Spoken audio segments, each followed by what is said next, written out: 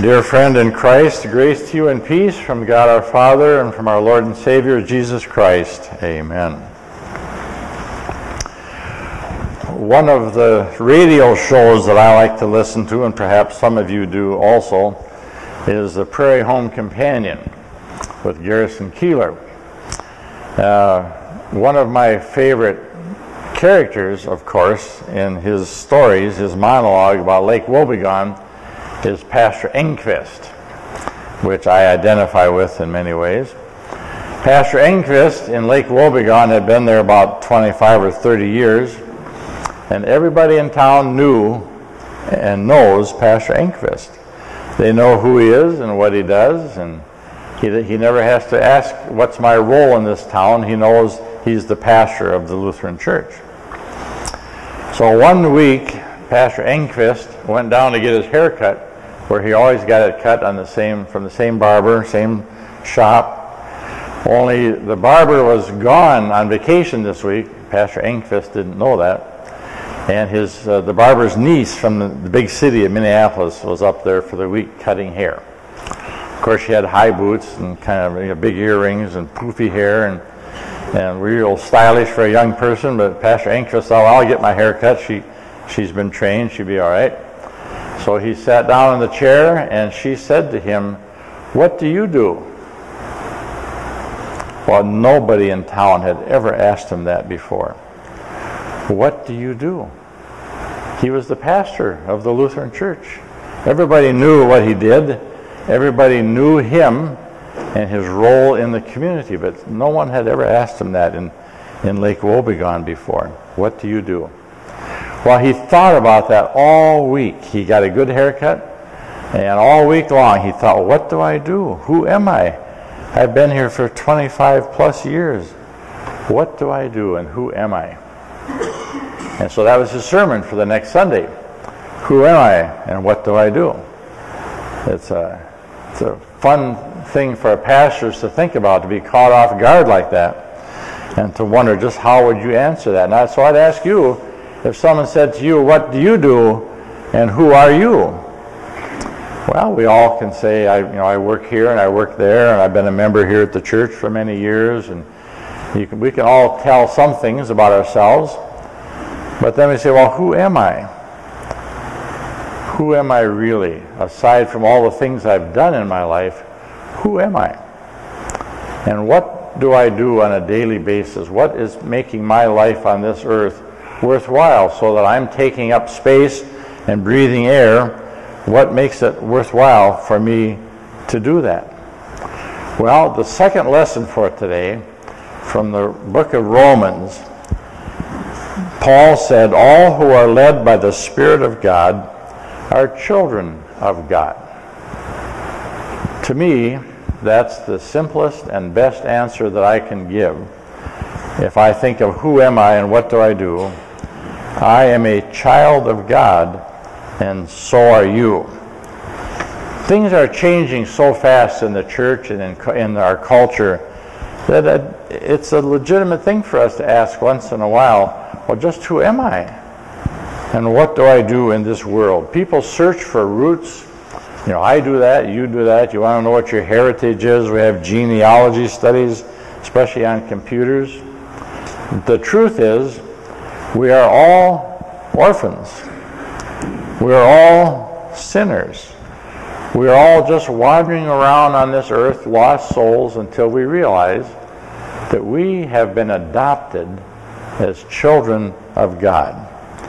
Not because we are so good, not because we are worthy of it, not because we've earned it, but because the Spirit has led us through the death and resurrection of Jesus Christ into the household of God, where we are part of the family of God. So the number one thing when someone asks, who are you, would be to say, I am a child of God. In fact, Martin Luther would wake up in the mornings and make the sign of the cross on himself and said, I am a baptized child of God. That's the way he reminded himself of that every day. I'm a child of God. No matter what else happens today, and no matter how my job is going, my retirement is going, my savings account is going, no matter how the state government acts or the federal government, I am a child of God. And what do? I tell other people. I live out the life of a child of God. Not just as a selfish human being or a person who only looks out for themselves, but as a child of God who is grateful for all that God has done for me, and I want to share that love with others.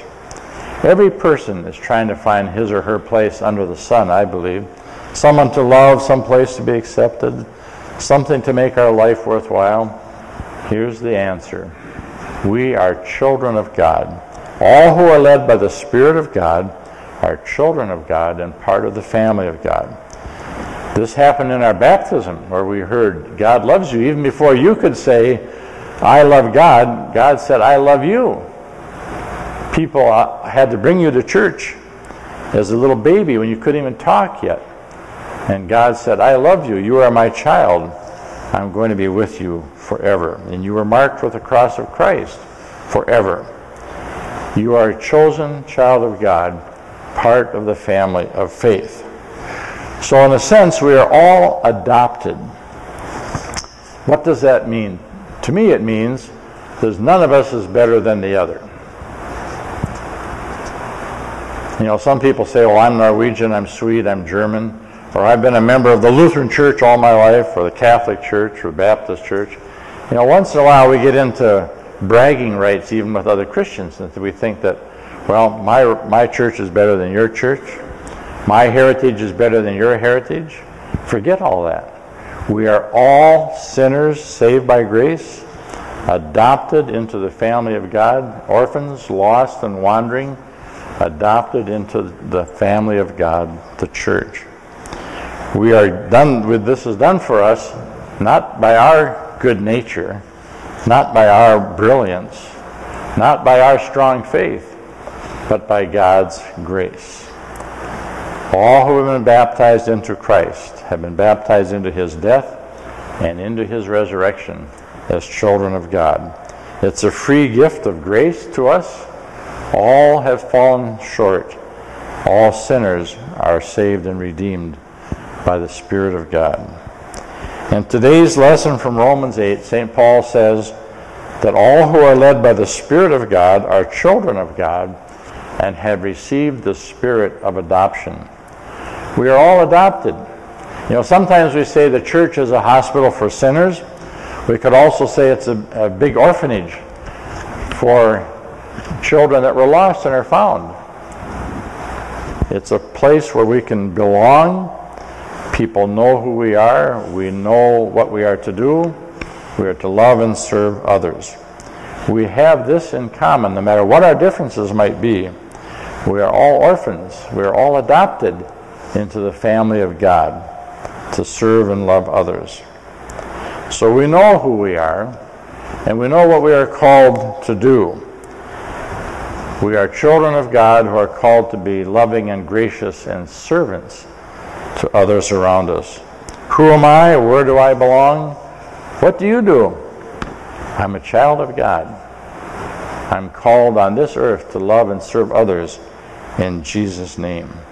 The church is one big orphanage full of grateful children, us, who love and serve others and invite others into this family of God. Because it's such a wonderful thing, we want to share it with others. And finally, one day we will receive our final adoption papers in heaven when we are invited into our heavenly home. The church is our earthly home for now. It's a wonderful place to be. Of course, there's always some different squabbles and differences of opinion in the family. That always happens, any family. But we're all part of the same family of God. We are children of God, called to love one another and to show God's love to the world around us.